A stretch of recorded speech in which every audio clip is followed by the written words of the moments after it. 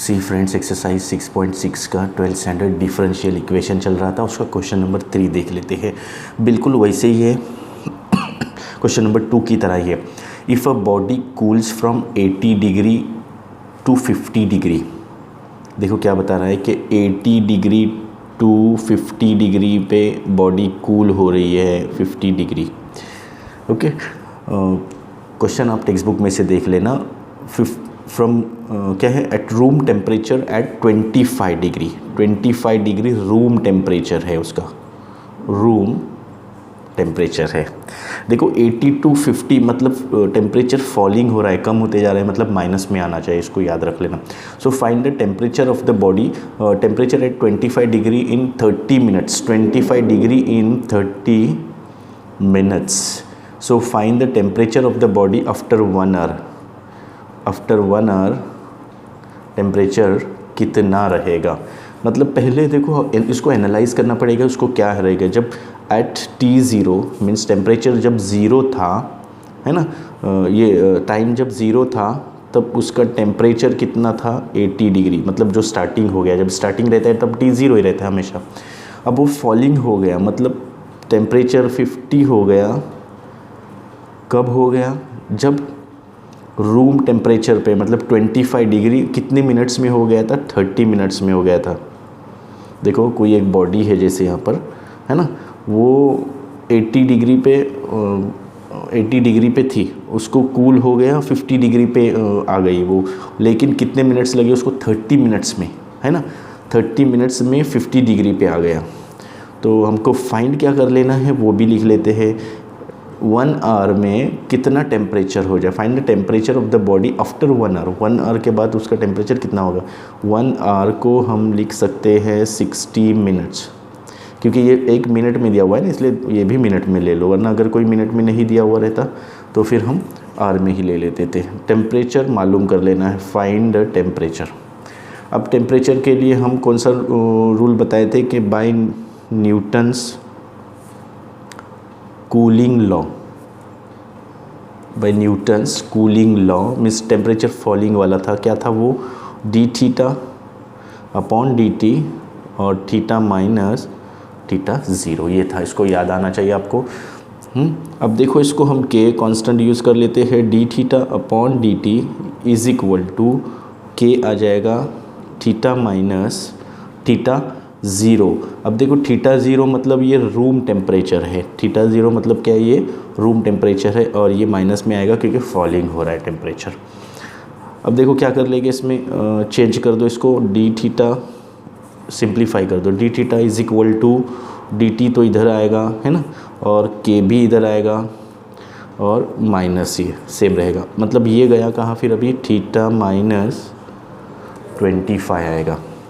Okay, अब देखो इसी को इंटीग्रेट कर दो, इसी को इंटीग्रेट कर दो तो क्या आ जाएगा, इसको इंटीग्रेट 1 अपॉन हो जाएगा, 1 अपॉन ये आ जाएगा ना, 1 अपॉन एक्स मतलब 1 अपॉन थीटा माइनस 25।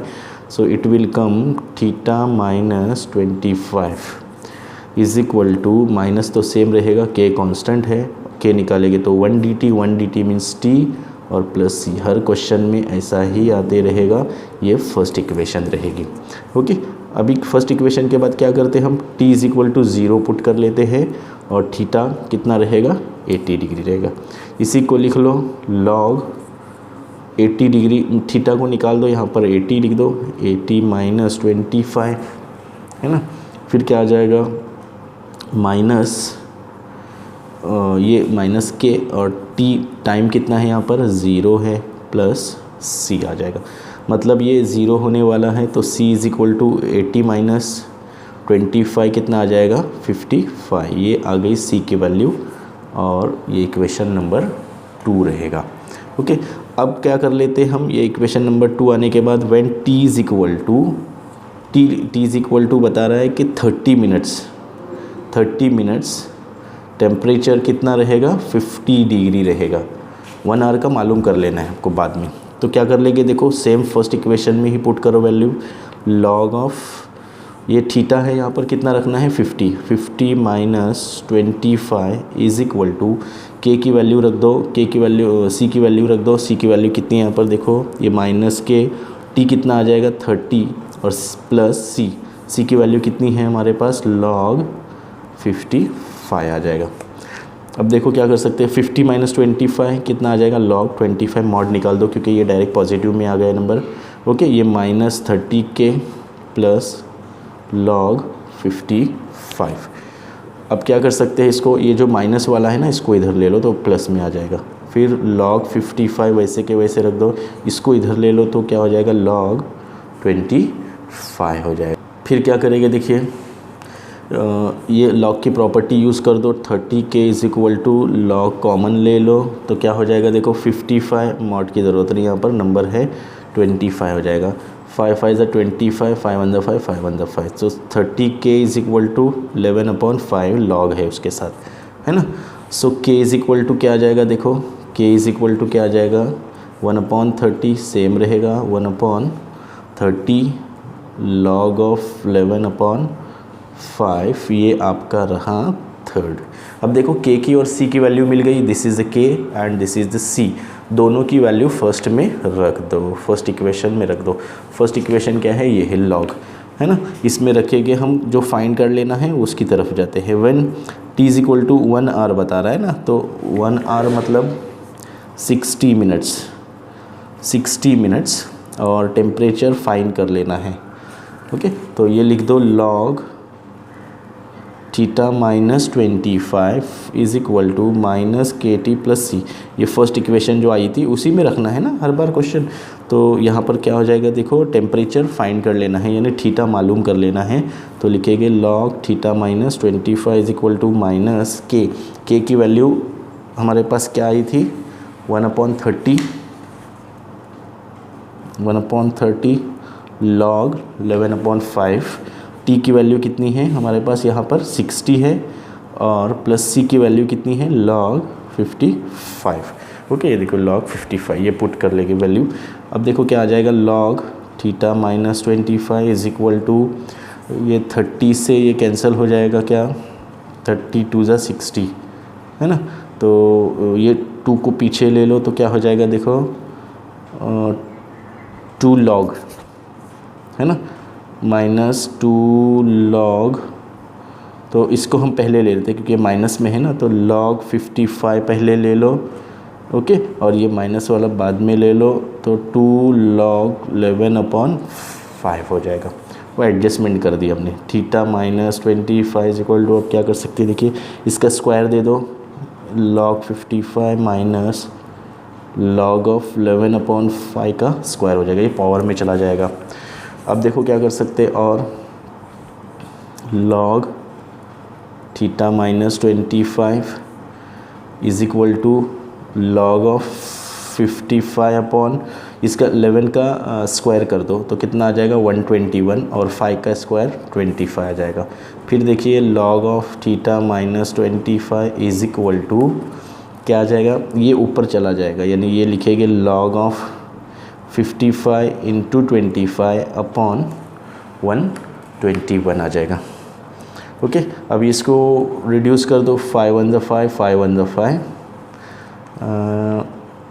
नहीं 11 5 ज़ा डायरेक्ट कर दो, 11 5 ज़ा 55, 11 1 ज़ा 11, 11 1 ज़ा 11, मतलब ये कितना आ गया, देखो log theta -25 is equal to, ये 25 इंटू ये कितना आ जाएगा, 125 अपॉन 11 आ जाएगा। अब हम क्या कर सकते हैं, इसको log कॉमन ले लो, तो ये हो जाएगा आपका थीटा -25 आ जाएगा, और ये कितना है, 125 upon 11। So theta is equal to क्या आ जाएगा, 125 अपॉन 11, और ये 25 इधर जाएगा तो प्लस 25। अब बिल्कुल इजी हो गया, देखो 11 से इसको डिवाइड कर दो तो क्या आ जाएगा, 11 1 ज़ा 11 आ जाएगा, 1 लेफ्ट, है ना, फिर से 11 1 ज़ा 11 आ जाएगा, कितना लेफ्ट, 4 ना, तो 11 3 ज़ा 33 हो जाएगा, 7 लेफ्ट, तो 11 6 ज़ा अप्रॉक्सीमेटली इतना आंसर आएगा, 11 पॉइंट यहाँ पर लिख लेते हैं, थीटा इज़ इक्वल टू 11.36 और प्लस 25 आ जाएगा। सो थीटा की वैल्यू क्या आ जाएगा, 11 2 + 1 3 36.36 अप्रॉक्सीमेटली डिग्री आ जाएगा। ओके, चलो देख लेते हैं। देखो बच्चों, क्वेश्चन नंबर 4 देख लेते हैं। The rate of growth of bacteria is proportional to the number of present if initially there were 1000 bacteria. देखो 1000 बैक्टीरिया थे initially, n is equal to suppose n number of bacteria, 1000 bacteria थे। जब शुरू में रहता है तो t कितना रहता है बच्चों, 0 ही रहता है। And number double in the 1 hour, जब 1 आवर होता है तो वो डबल हो जाते हैं, मतलब n कितना हो जाएगा, ये 2000 हो जाएगा। सो find the number of bacteria under 2.5 n कितना हो जाएगा। इसी को 2 2 ज़ा 4, 4 + 1 5.2 लिख सकते हैं हम, t इज़ इक्वल टू 5.2 लिख सकते हैं। अब इसी के ज़रिए से हम सॉल्व कर लेते हैं। क्या लिखेंगे सॉल्यूशन में, the rate of growth of bacteria rate of growth of bacteria means number of growth, so dn/dt number of growth with respect to time, और ये कम्प्लीटली n आ जाएगा। सो dn/dt इज इक्वल टू क्या आता है, kn। Actually bacteria grow हो रहे इसलिए ये प्लस में आ जाएगा। अब इसको और क्या कर सकते हैं, dn is equal to dt को हम हमेशा की तरह इधर ले लो, k को इधर ले लो और यहाँ पर n लिख लो। तो इसको इंटीग्रेट कर दो अभी, तो इसको 1/n हो जाएगा, तो ये कितना हो जाएगा बच्चों, log n हो जाएगा, और ये k कांस्टेंट हो जाएगा, t है ना। तो क्या हो जाएगा, देखिए ये dt है तो t + c हो जाएगा। ये फर्स्ट इक्वेशन आ गया आपका। अब देखो when t is equal to, ये जो हमने एनालाइज़ किए थे शुरू में वो लिख लेते हैं, t और n की value. t is equal to 0, n was there 1000 है ना, 30 है ये।